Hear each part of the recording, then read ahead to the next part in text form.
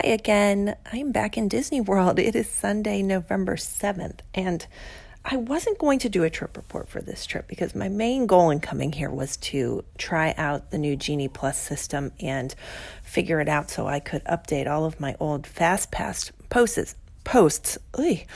Sorry, it's early in the morning. But so much else happened that I felt I had to record it or I would forget all of the things I wanted to say. So I'm going to start by saying that I booked this trip at the last minute and I really had a trouble finding somewhere to stay. I wanted a hotel that gave me early theme park admission. So if you're staying at a Disney-owned resort or select properties on Disney resort property, that you get into the theme parks 30 minutes early every day. So this replaces the early morning, extra magic hours, I guess. And the Disney resorts were pretty much booked because this is Wine and Dine half marathon weekend. And that is the return of Run Disney. It's the first Run Disney event since the pandemic. So it's real popular and hard to find somewhere to stay. Originally, I had both nights booked at the Waldorf Astoria, which is a Hilton property. I was able to use my a stash of Hilton points to book a night there, and it is one of the resorts that gives you early admission to the parks. However, I realized that the transportation was going to be a struggle from there because I wanted to be able to take a break in the middle of the day. And busing to and from there is a bit harder than if you stay at a Disney resort where the buses are more frequent and you're closer, et cetera, et cetera. So I kept tabs on availability, and a night at the Swan popped up for Saturday to Sunday, and I did take that because the Swan is walking distance to both Epcot and Hollywood Studios and offers better transportation options. And because I'm just here for one day and I didn't want to spend a lot of time on a bus, etc., I did that. And I'm really glad that I did because it made yesterday go so well, and it was a wise choice. And because my flight came in kind of late on Friday night, I decided to stay at the airport, at the Hyatt at the airport. And so I used a free night certificate that had been sitting in my account for a while to stay at the Hyatt. So I'm going to do a separate podcast episode on the Swan and Dolphin because I posted on Instagram yesterday some pictures from the Swan and noted that, with Magical Express going away, that other resorts are becoming more interesting to me. A big perk of staying at the Disney-owned resorts was Magical Express, where I didn't have to think about transportation to and from the hotel. That's going away, so it kind of opens up possibilities for other places. And I have stayed at the Dolphin before and liked it. I hadn't stayed at the Swan, so it was a good chance to try it out. So that episode is coming soon. However, the next thing I'm going to do is address Disney Genie Plus and the Lightning Lanes. This is the replacement for FastPass. It's essentially a paid FastPass system. It's very complicated. I have lots of thoughts. Okay, so my first thing is that I linked my Swan reservation to my Disney Experience account, and any resort that gives you extra benefits of staying there, you're able to link to your My Disney Experience account, whether that be the Waldorf Astoria or the Swan or Dolphin or the Hilton Bonnet Creek and yada yada, all the Disney Springs resorts. And so I linked it before I left. Well, the benefit of doing that, in addition to getting into the parks early, is that you can start making your Disney Genie Plus Lightning Lane selections, so complicated, at 7 a.m. that morning. Anyone who's not staying at one of these resorts that has special privileges, basically, has to wait until the park opens. And in this case, that was 9 a.m. at Hollywood Studios. So I went to do this. I set the alarm. I'm on the app at 7 a.m. I go to make the selections and they say, you can't do this because you don't have a qualifying resort reservation. Well, I do, but for some reason, my Disney Experience was not recognizing it. And I would go and try to link it again, and it would say, it's already linked. So clearly this is a glitch in their system. So that leaves me frustrated. I can't make any of the reservations in the morning. And like I said, I'm going to go into depth with Disney Genie Plus and Lightning Lane on my next podcast episode. So if you don't know what in the world I'm talking about, check back with me soon. And I'm going to explain all this, and I'm going to do blog posts on it. However, just know that I was very frustrated because I couldn't make the selections that I wanted to. So I arrive at Hollywood Studios at 8:30, and that is what time it opens to people staying at these resorts. And so I go to get in, and they're like, it doesn't come up. The reservation doesn't come up. So I say, they have to scan your Magic Band or your theme park admission to let you in early. And I say, well, I know I'm having a problem. So they were really great. And they just said, can you just show us some confirmation, email or something? And so I had linked it to the Marriott Bonvoy app. So I just showed them my reservation in there, and they let me right in, which was great. So my plan with all of this was I wanted to go and ride Mickey and Minnie's Runaway Railway first thing. That is one of the paid, individual paid Lightning Lane selections in Genie Plus, where you have to buy a separate, basically, pass in order to get in the Lightning Lane for that attraction. And one of my main tips for avoiding having to pay for that is to go straight to one of these attractions first thing in the morning. And you will not have to deal with that Lightning Lane pass. Okay, gathering my thoughts. So my plan was to go and do Mickey and Minnie's Runaway Railway and then seek out help for my technical problems. So I did that, and I was in line at like 8:34. It was about a 16-minute wait, so totally manageable.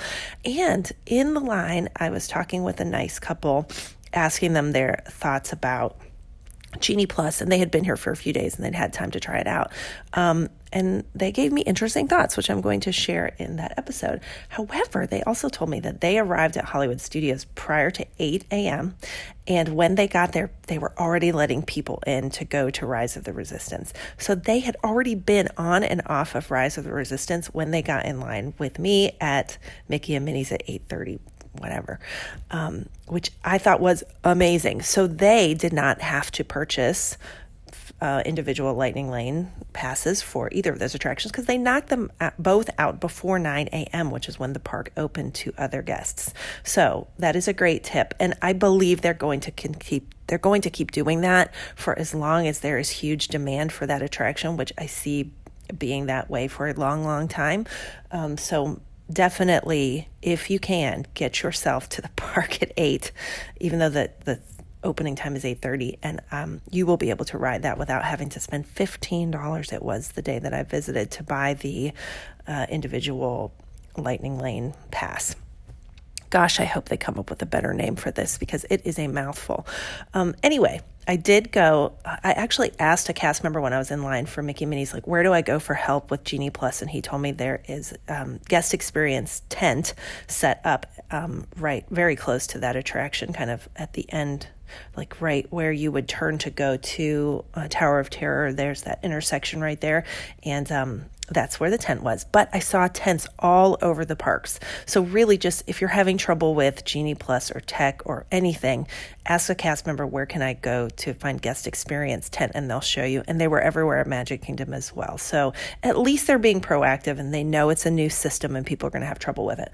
So I went over there, and Kieran was the cast member, and he basically just made everything right. He said, oh, I see why it didn't link right. You have some duplicate My Disney Experience account, and it's just a glitch on their end. So he was able to link my Swan Reservation Resort correctly. And then I said, and this is what is so helpful when you approach a cast member, is you just ask for what you want, basically, what will fix it. And I said, all I wanted was to be able to make a Lightning Lane time for Slinky Dog Dash that was in the morning, because I'm going to be park hopping to Magic Kingdom this afternoon. And at that point, it was 9. The earliest Lightning Lane passes for Slinky Dog were already at like 7 at night.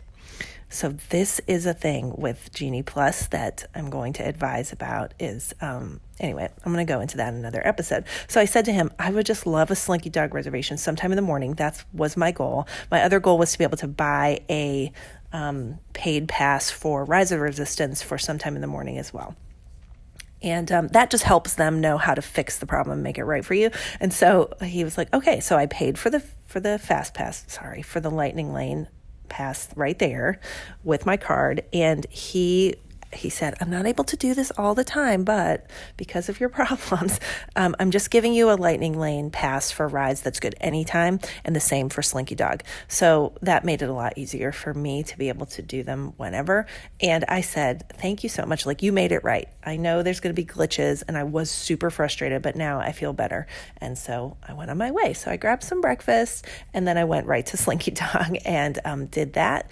And then I went over to, it's very close to Galaxy's Edge, so I went over to Galaxy's Edge. And on my way to do Rise of Resistance, I stopped in at Oga's Cantina because, like most dining reservations, people will cancel at the last minute before the 24-hour window. And so the day before, I was trying desperately to grab a reservation for Oga's Cantina sometime before 2 when I was going to park hop, and there was yet another glitch on the Disney system where they were only showing that Oga's Cantina was open for dinner.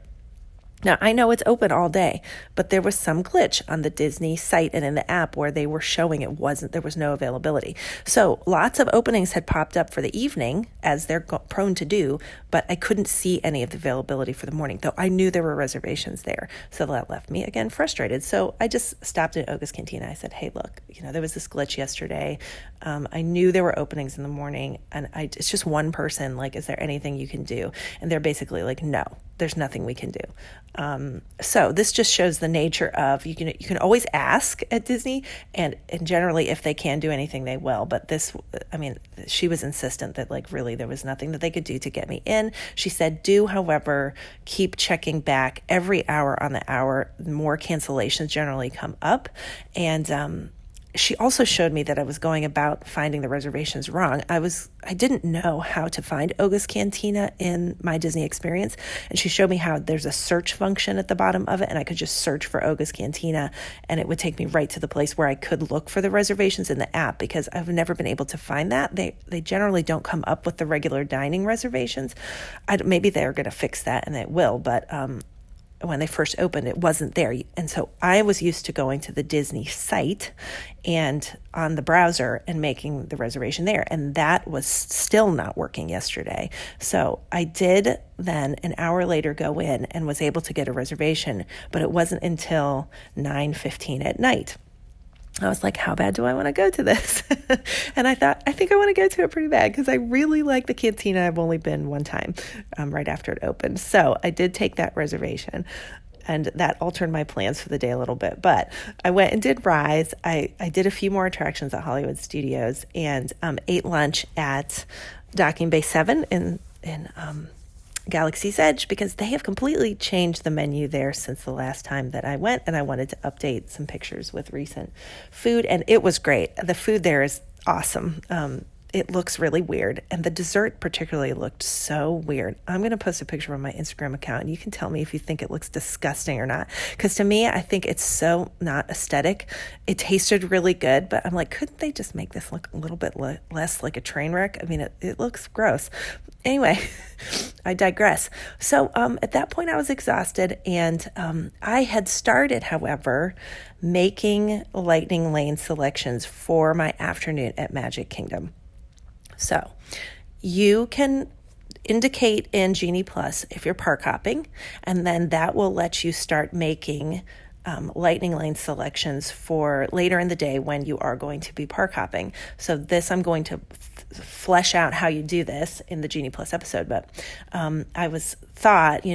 know that it's a busy day, and I know that the Lightning Lane reservations are starting to go quickly, and there wasn't really much else I wanted to do at Hollywood Studios. So early in the morning at maybe 10:30, I think it was 10:45, I started I made my first selection for Magic Kingdom for the afternoon, and that was the Jingle Cruise. They're doing the holiday version of the Jungle Cruise, and they were going quickly. So the earliest time at that point was 4. So I grabbed that, knowing that I really wanted to do the Jingle Cruise because I don't think I'd ever done that. So I went back to the hotel in the afternoon, and I set a timer on my phone, because once you make a Lightning Lane selection, so if I made one at 10:45, 2 hours later, so that would be at 12:45, I could make another one. And every 120 minutes, you can make another one. So that does allow you to accumulate them throughout the day. By the time I actually went to Magic Kingdom that late afternoon, early evening, I had 3 lined up because of that 120-minute rule. So that is something that is a must know. There are many things that you must know about this system in order to get your money's worth out of it. So that is good fodder for more podcast episodes. So I had started making my selection. So I got one for the Jingle Cruise. My timer went off at 12:45. I got one for Peter Pan. They were also going quickly. And then later on, before I went back, I got another one for Pirates. And so I had those lined up when I went. And they were all in really rapid succession. I was able to time them up so that I got them all done like bang, bang, bang when I got there in the evening. So I rested at the Swan. Now, getting to Magic Kingdom from the Swan and Dolphin is a challenge, and it's a drawback of staying here, is that the buses from here don't drop you at the main bus loop where all the other Disney buses drop you off. They drop you at the Transportation and Ticket Center.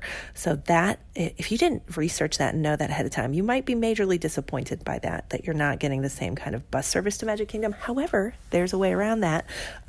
From the door of the Swan, it took me 5 minutes to walk to the Boardwalk bus stop at the Boardwalk Resort, and those buses do drop you at the front of Magic Kingdom. So that is what I would recommend doing just to go to Magic Kingdom. Now, I'm a fast walker, so it might take you 8 minutes, but it's still worth it because it's going to save you probably 25 minutes of transportation from the TTC to get to Magic Kingdom gates. So I highly recommend doing that. So I got right over to Magic Kingdom and was able to do those attractions.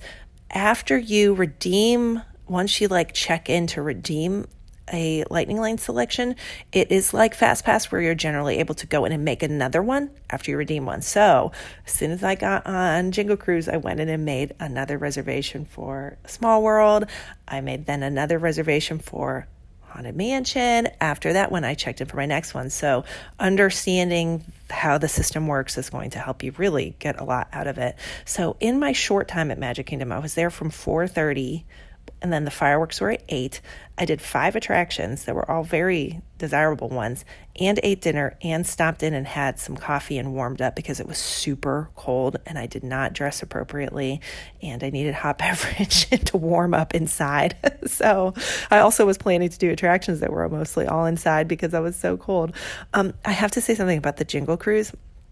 I had the best skipper I've ever had on the Jungle Cruise. She was a young gal, and I was laughing so hard I was almost crying by the end of it. She was so talented and so great. And that is just to point out that the Jungle Cruise just depends on the skipper that you get. I've had some skippers before that were so lame and boring. I was like, really?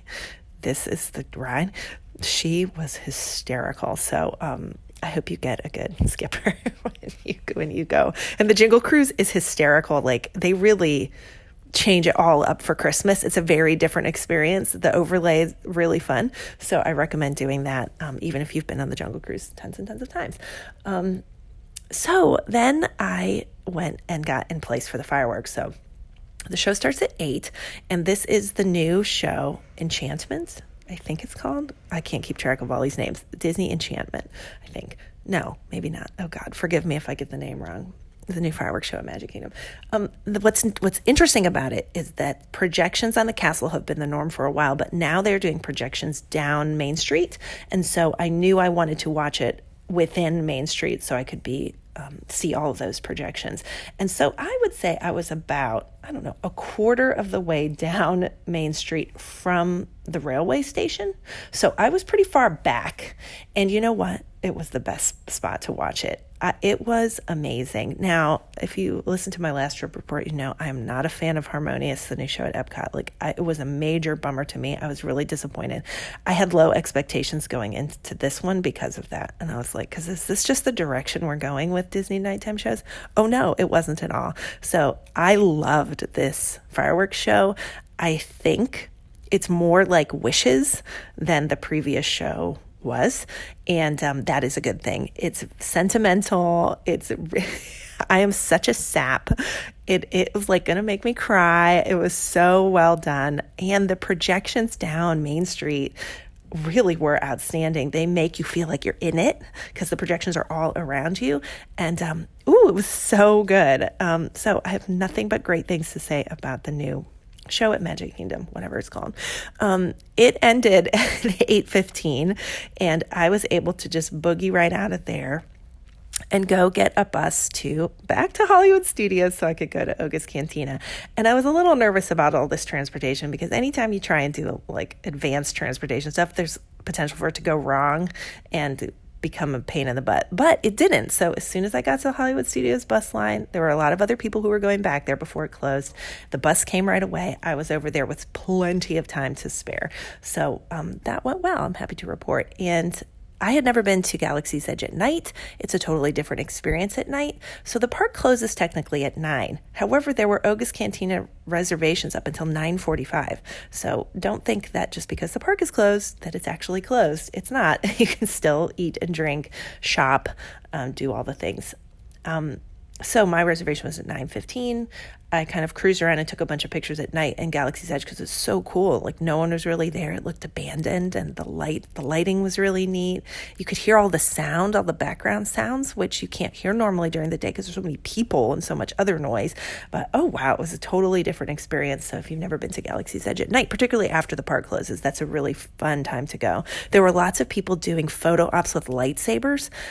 No one else was around, so they could like take these awesome pictures with like 2 different colored lightsabers with the props in the background, with the Millennium Falcon in the background. It's a really cool thing to do. Oga's Cantina was great. It's way toned down because of the pandemic. Normally, when I'd been there before, there were all kinds of antics, and like cast members would do songs and clapping and get up on tables, and like it was intense. They're not doing that because of the pandemic. It is more just like a regular bar experience, but the drinks are super fun. Very expensive, but totally worth it for the atmosphere. You're definitely paying for the atmosphere. And that was it. And then I did catch a boat back to the Swan because my feet were so tired. And the boats run for an hour after park closing. So I did get a boat pretty close to 10. And I don't know if there was another one after that. So just be careful that you will have to walk if you miss that last boat, if you stay too late at Hollywood Studios. So I'm not doing anything this morning other than catching my flight home, but I hope that trip report, didn't make your head spin in terms of Genie Plus. Fear not, more explanation, better explanation is coming soon. And I had a great time. I'm so lucky to be able to do this. Thank you for everyone who visits my site and has bought, a cheat sheet from me, dining cheat sheet, or a course or anything, because you are supporting me being able to have this just incredible life that I'm so grateful for. So thanks again for listening. Have a great day.